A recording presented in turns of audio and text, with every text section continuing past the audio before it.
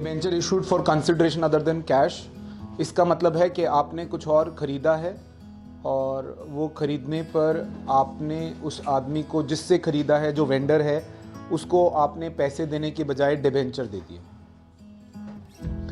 That is debenture issued for consideration other than cash. आपने cash नहीं ली, आपने कुछ और लिया है, जैसे कोई एसेट खरीदा और एसेट के बदले में आपने डिबेंचर इशू कर दिया है। ठीक है, इसमें दो नॉर्मल सी एंट्री होती हैं। पहली एसेट खरीदने की, simple asset account debit to vendor, debit what comes in, credit the giver.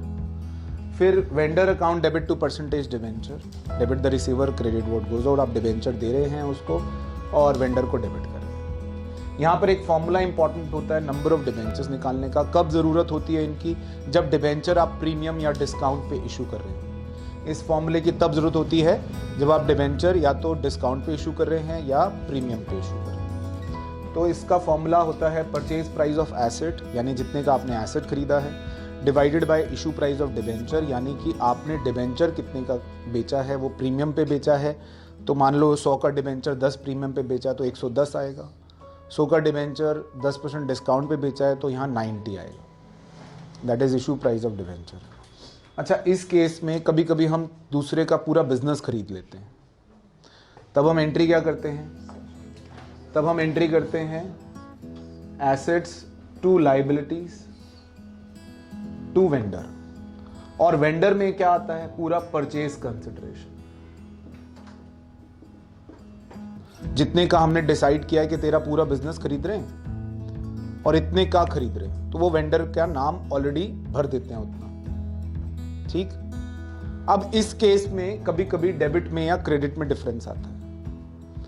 आपने डेबिट भर लिया, क्रेडिट भर लिया, जहां बैलेंसिंग फिगर आएगी वो आपको देखना पड़ेगा। अगर डेबिट में बैलेंसिंग फिगर आती है तो गुडविल अकाउंट डेबिट होता है, यानी आपने गुडविल भी खरीदी है। अगर क्रेडिट में डिफरेंस आता है तो टू कैपिटल रिजर्व। लेकिन ये कब होता है? जब आप पूरा का पूरा बिजनेस खरीद रहे हैं, यानी उस बिजनेस का एसेट्स भी टेक ओवर कर रहे हैं और लायबिलिटी। अगर सिर्फ एसेट खरीद रहे हैं तो पहले वाली एंट्री, और पहले वाली एंट्री में गुडविल और कैपिटल रिजर्व नहीं आती। इस केस में भी दूसरी एंट्री यही है, वेंडर टू परसेंटेज डिबेंचर। मैंने एक एग्जांपल लिया है सिंपल सा। मशीन खरीदी आपने 99,000 रुपीज की, किससे? ABC limited. आपका वेंडर कौन है? ABC limited. और उसको 6% डिबेंचर दिए हैं 100 वाले एट अ डिस्काउंट ऑफ 10%। तो पहली एंट्री हम जो करेंगे वो हम करेंगे machine account debit to ABC limited's account. कितनी? 99,000। आपने कितने की मशीन खरीदी है? 99,000 की मशीन खरीदी है। तो पहली एंट्री एसेट टू वेंडर हमने 99,000 कर दी। ठीक, दूसरी एंट्री करने से पहले आपको क्या निकालना पड़ेगा? Number of debentures. Number of debentures कितने हैं बेटा यहाँ पर? Purchase price of asset 99,000, am I right, divided by issue price of debenture. 100 का डिबेंचर 10% डिस्काउंट यानी 90 रुपए, 1100 डिबेंचर आप इशू करोगे। ठीक है, अब आप अमाउंट भरोगे कैसे, वो भी एक इंपॉर्टेंट बात है समझने वाली। इस अमाउंट को आप कैसे फिल करेंगे वो ध्यान दीजिए। पहली तो एबीसी लिमिटेड आपने जितना ऊपर क्रेडिट किया है नीचे उतना ही डेबिट कर देंगे। एबीसी लिमिटेड अकाउंट डेबिट 99,000, इसमें कोई दो राय नहीं। और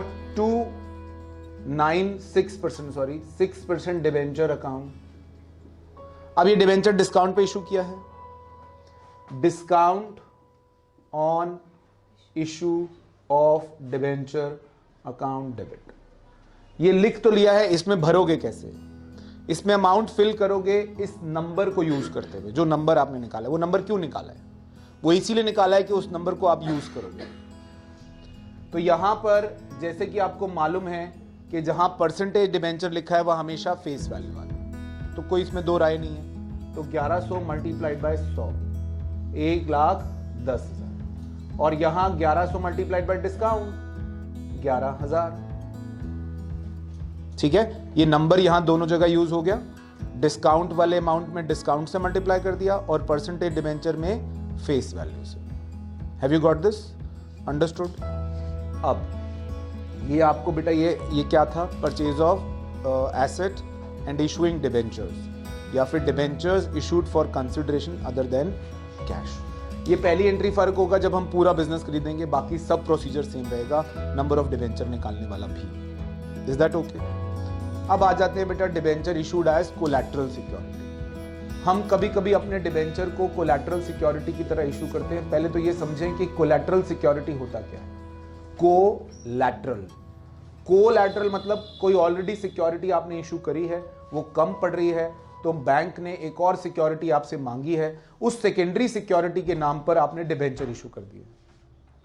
आपने मान लीजिए कोई लोन लिया और उस लोन के अगेंस्ट कोई प्रॉपर्टी आपने मोर्टगेज कर दी, लेकिन बैंक को लगता है कि यार ये प्रॉपर्टी जो आपने मोर्टगेज करी है ये कम पड़ सकती है, तो बैंक आपसे एक सेकेंडरी सिक्योरिटी मांग रहा है कि in case primary security falls short, आप डिफॉल्ट करते हैं लोन रीपे करने में और प्राइमरी सिक्योरिटी शॉर्टफॉल होती है, तो उस केस में बैंक सेकेंडरी सिक्योरिटी यूज करेगा, वरना नहीं करेगा। तो वहां पर आप डिबेंचर को as a collateral security issue करते हैं। जब आप bank debenture as a collateral security issue करते हैं तो उस केस में आपके पास दो निवारण होते हैं, दो ऑप्शंस होती हैं अकाउंटिंग को लेकर। एक, आप बिना जर्नल एंट्री के कर दें, दो, जर्नल एंट्री के साथ करें। मैंने एक एग्जांपल लिया यहां पर कि आपकी कंपनी ने लोन रेज किया है 5 लाख का और बदले में 6000 डिबेंचर 100 वाले इशू एज अ कोलैटरल कर दिए। तो पहला केस विदाउट जर्नल एंट्री, आप जर्नल एंट्री नहीं कर रहे। जब जर्नल एंट्री नहीं कर रहे हैं तो इसको दिखाएंगे कहां? जैसे मैंने बैलेंस शीट और नोट्स टू अकाउंट्स बनाए हैं, वैसे ही आप छोटा सा एक्सट्रैक्ट बना के दिखा देंगे। एक्सट्रैक्ट इसी को कहते हैं जब पूरी आप बैलेंस शीट नहीं बना रहे। तो आपने बैलेंस शीट बनाई, particulars, note number, current year, previous year, non current liability के अंदर लॉन्ग टर्म बोरोइंग 5 लाख रुपए जो आपने लोन रेज किया है। Is that okay? Notes to accounts में आ गए, लॉन्ग टर्म बोरोइंग में क्या है साहब? टर्म लोन फ्रॉम बैंक है 5 लाख रुपए। नीचे आपको सिर्फ यहां ब्रैकेट में मेंशन करना है as a narration raised by issuing 6009% debenture of 100 डीज एज कोलैटरल। ये काम खत्म आपका। बस आपने अपनी बैलेंस शीट में ये मेंशन कर देना है कि आपने जो ये लोन रेज किया है उसके अगेंस्ट आपने डिबेंचर इशू किए हैं एज अ कोलैटरल सिक्योरिटी। बस ये काम आपका खत्म। This is first treatment of your debenture issued as collateral security. ठीक है। सेकेंड ट्रीटमेंट, जहां पर मैंने आपसे कहा कि आप जर्नल एंट्री करेंगे। बेटा डिबेंचर इशू करने की जर्नल एंट्री तो होती है बैंक टू डिबेंचर, हाँ या नहीं? Bank account debit to debenture application, debenture application to debenture. लेकिन यहां आपको पैसा तो मिल नहीं रहा, पैसा मिल रहा है लेकिन लोन के लिए। उसके लिए आपने एंट्री करी होगी बैंक टू बैंक लोन, वो एंट्री तो आपने कर दी होगी। कौन सी एंट्री करी होगी? Bank to bank loan. मैं एंट्री किसकी बात कर रहा हूं? डिबेंचर इशू करने।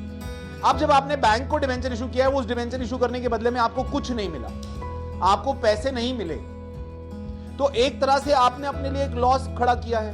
आपने फ्री में डिबेंचर इशू किए हैं, आपने अपने लिए एक लॉस खड़ा किया जो धीरे धीरे करके आप राइट ऑफ करोगे। तो उसके लिए हम एंट्री करेंगे डिबेंचर सस्पेंस अकाउंट डेबिट, जैसे एडवर्टाइजमेंट सस्पेंस अकाउंट डेबिट। तो डिबेंचर सस्पेंस अकाउंट डेबिट, क्योंकि पैसा नहीं आया, आना क्या चाहिए था? Bank to percentage debenture, bank आ नहीं रहा, तो आपने क्या किया? Debenture suspense account debit to 9% debenture account. ठीक। अब बैलेंस शीट में क्या ट्रीटमेंट होगी, इस पे ध्यान देना बेटा। ये वाली ट्रीटमेंट सेम होगी, ये वाली मैंने दोबारा नहीं दिखाया, ये तो होगी ही। ठीक है। लॉन्ग टर्म बोरोइंग दिखाएंगे, लॉन्ग टर्म बोरोइंग में टर्म लोन दिखाएंगे अंडर नोट्स टू अकाउंट्स, और उसमें ये नरेशन भी मेंशन करोगे। उसके अलावा क्या करोगे? यहां टर्म लोन और सेम नरेशन दिखाने के बाद आप क्या करोगे? लिखोगे 9% डिबेंचर, क्योंकि आपने डिबेंचर इशू किया तो वो भी एक तरह की आपकी लॉन्ग टर्म बोरिंग में आता है। तो 9% डिबेंचर आएगा 6 लाख रुपए, लेकिन उसी टाइम माइनस कर देंगे माइनस डिबेंचर सस्पेंस, जो कि आपका एक फिक्टिशियस एसेट है। फिक्टिशियस एसेट की तरह दिखा दो या यहीं पर इसमें माइनस कर दो, यहां पर माइनस करना सेफ है। आप 9% डिबेंचर दिखाओ 6 लाख रुपए, उसमें से डिबेंचर सस्पेंस अकाउंट 6 लाख रुपए जो आपने एंट्री करी है ये माइनस करके 0 करके दिखा दो, क्योंकि अल्टीमेटली इसका इफेक्ट तो आपका होगा नहीं कुछ भी। आप ये सोचो जाएंगे कहां? बेटा ये 9% डिबेंचर बैलेंस शीट में लायबिलिटी में जाएगा, लॉन्ग टर्म बोरिंग के अंडर, और ये debenture suspense as a fictitious assets other non current assets में जाएगा, है ना? पैसा आया नहीं ना बेटा, तो आपने एक तरह से अपने लिए एक लॉस इकट्ठा किया है।